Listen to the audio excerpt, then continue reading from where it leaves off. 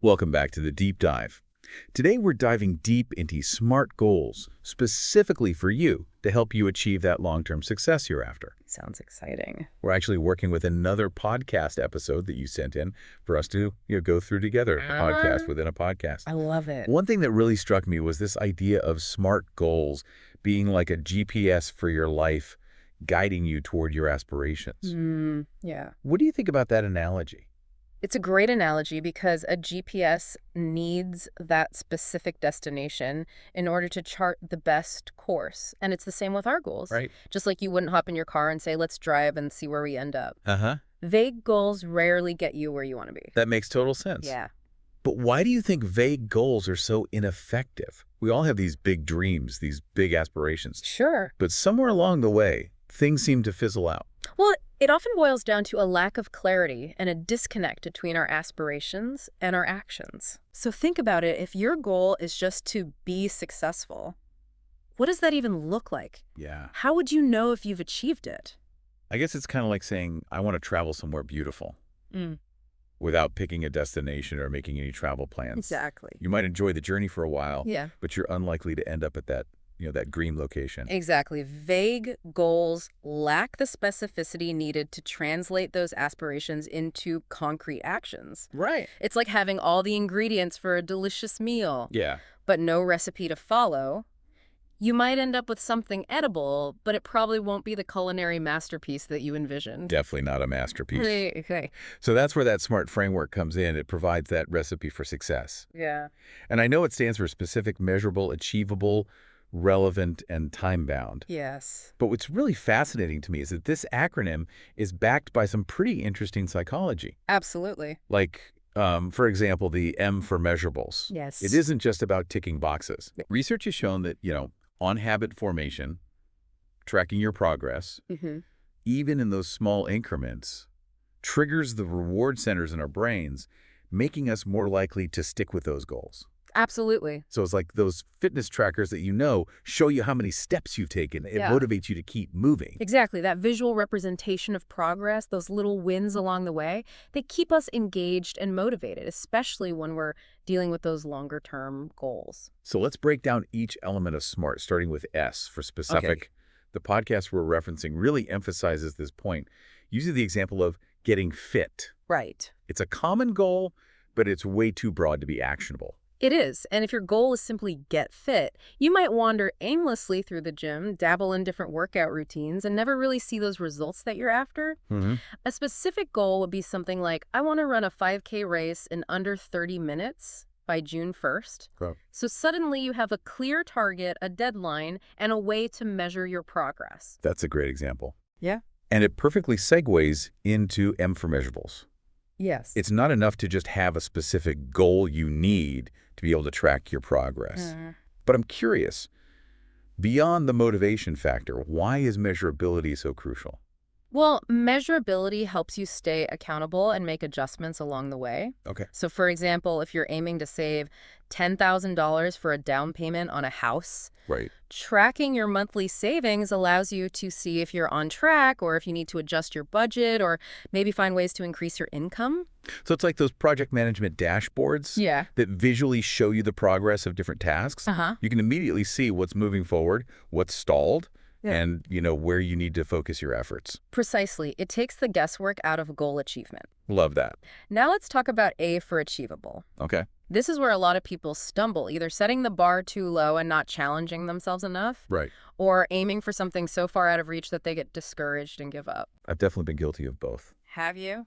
Sometimes I set these ridiculously ambitious goals, like writing a novel in a month, Wow. only to crash and burn a few days. And other times, I play it so safe that I barely make any progress. Sure. It's about finding that sweet spot. It is finding that sweet spot between challenging and realistic is key. Yeah. A good question to ask yourself is, given my current resources, skills, and time constraints, what's a reasonable goal that will stretch me but still feel attainable? So it's not about limiting your dreams. It's about creating a path to success that's paved with achievable milestones. Exactly.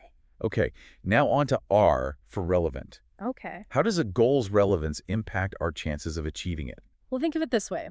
Every goal requires time, energy, and focus. Yeah. If you're pouring those precious resources into goals that don't align with your values or your long-term aspirations, you're essentially wasting your efforts. It's like spending hours perfecting a skill that you'll never actually use in your personal or professional life. It might be impressive, but is it really moving you closer to what you truly want to achieve? Exactly. Relevance ensures that your goals are meaningful and contribute to that bigger picture. Right. So if your overarching goal is to live a healthier lifestyle, pursuing goals like learning to cook nutritious meals, exercising regularly, and getting enough sleep would be highly relevant.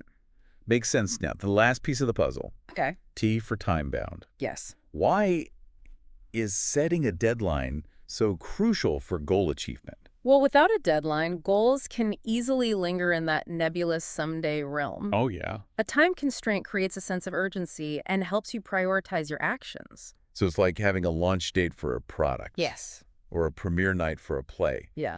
That deadline focuses everyone's efforts and ensures that things get done. Precisely. A time-bound goal creates that accountability. Yeah. So instead of saying, I want to write a book, a time-bound goal would be, I want to finish the first draft of my book by December 31st. That deadline compels you to break down the project into manageable chunks and create a schedule to stay on track. It's amazing how a simple deadline can transform a vague aspiration into a concrete action plan. Absolutely. All about leveraging the power of psychological nudges It is. to our advantage. Yes. Now, even with the most well-crafted, smart goals, Right.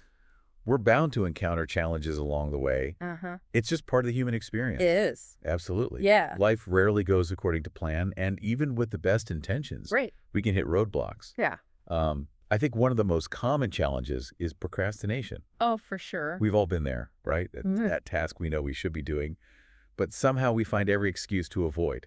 Procrastination is a universal struggle, and one effective strategy, as mentioned in the podcast, is to break down those large tasks into smaller, more manageable chunks. Okay. This makes the task feel less daunting, and it creates that sense of momentum as you check off those smaller steps. It's like that saying, how to eat an elephant. Right. One bite at a time. Exactly. Instead of staring at the whole massive elephant, you just focus on taking one bite then another, and eventually you'll have made significant progress.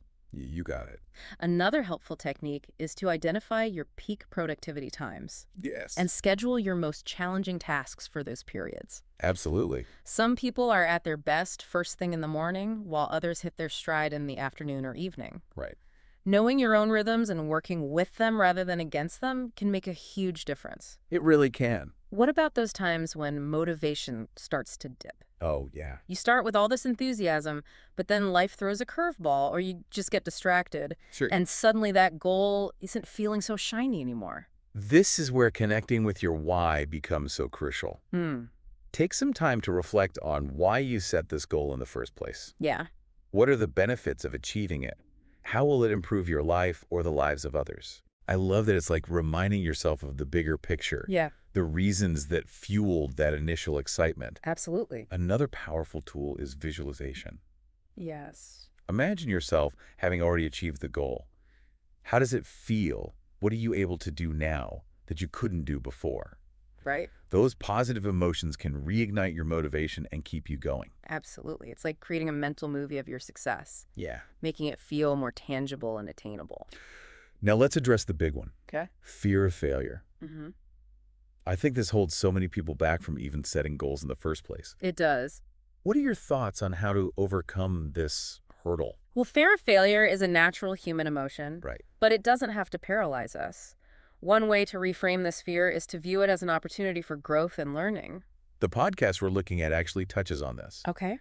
pointing out that many successful individuals view failure as a necessary stepping stone on the path to achievement. They do. I love that perspective. It's about shifting our mindset from viewing failure as a setback to seeing it as valuable feedback.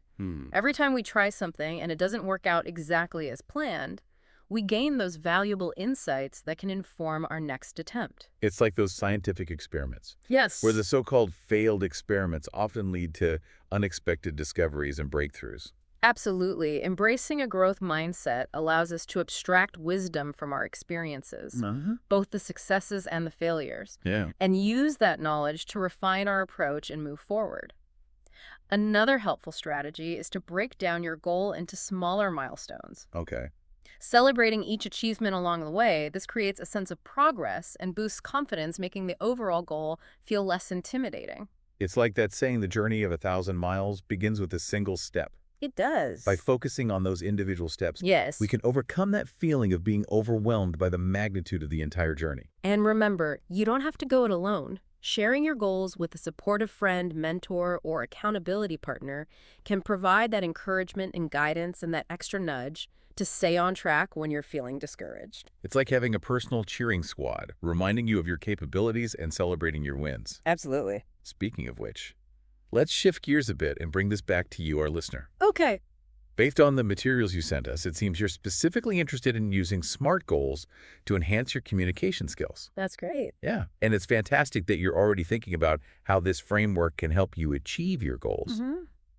Just like Sarah's story from the podcast, where she used SMART goals to conquer her fear of public speaking, you can apply these principles to become a more confident and persuasive communicator. Exactly. I'm really curious to explore how you can tailor the SMART framework to your specific communication goals. Sure. For example, what does enhancing your communication skills actually mean to you?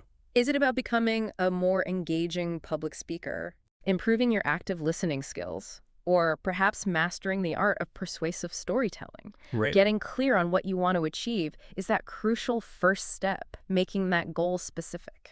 And then how would you measure your progress? Yeah. Could you track the number of presentations you give, networking events you attend, Right. or even how often you actively listen without interrupting in conversations? Those are good ones. The key is to find those metrics that are meaningful to you. They are. And speaking of meaningful, Yes. let's talk about achievability. Okay. What feels like a realistic stretch goal for you right now? If you're just starting out, maybe it's about joining a local Toastmasters group or volunteering to lead a small team meeting. The beauty of the SMART framework is that it's adaptable to your individual circumstances. It is. What's achievable for one person might be completely different for another, Right. and that's okay. That's okay. The key is to find that sweet spot between challenge and realism. Absolutely. And, of course, we need to consider relevance. How will improving your communication skills help you achieve your broader professional or personal goals? Right. Knowing why this matters to you, that deeper purpose, Yeah. will fuel your motivation when you encounter those inevitable bumps in the road. And finally, No. let's add that time constraint Huh? to create a sense of urgency. Yes. Do you have a specific event or deadline in mind where you'd like to showcase these enhanced communication skills? Maybe it's an upcoming conference, Yeah. a job interview, Okay. or even a family gathering where you want to feel more confident expressing yourself. Having that deadline on the horizon Right. helps you prioritize your actions and stay focused on that goal. By applying that SMART framework, you're not just wishing for better communication skills. Yeah. You're creating a roadmap to achieve them. And remember, we're here to support you along the way.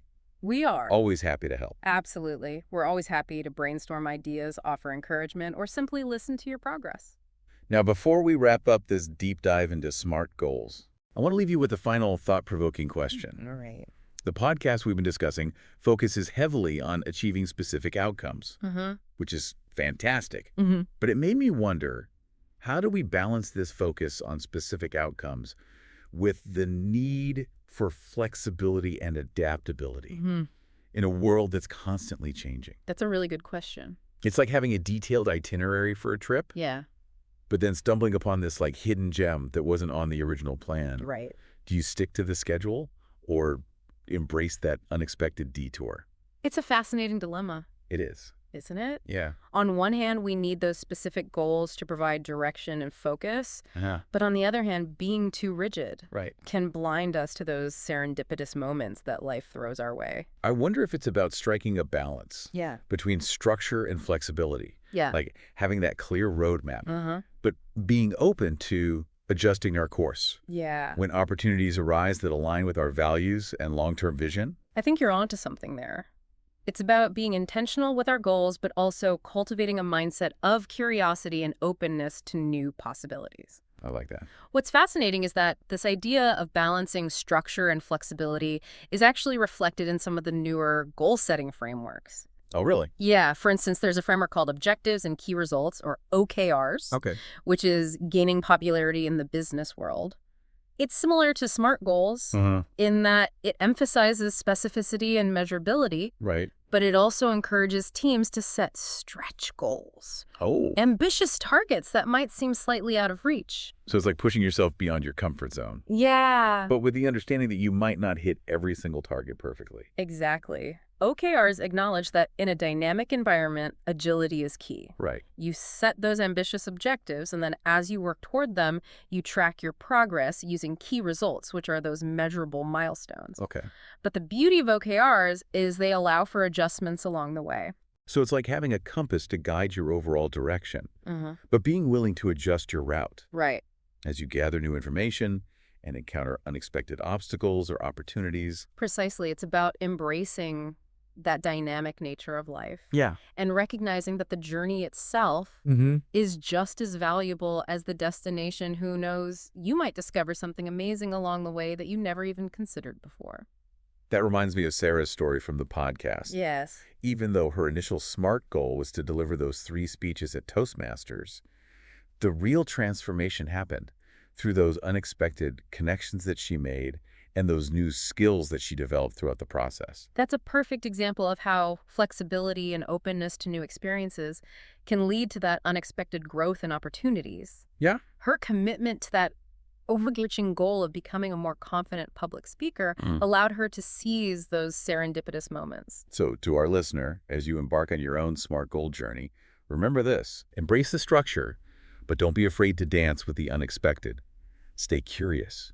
Be open to those new possibilities and trust that the path will unfold in ways that you might not have imagined.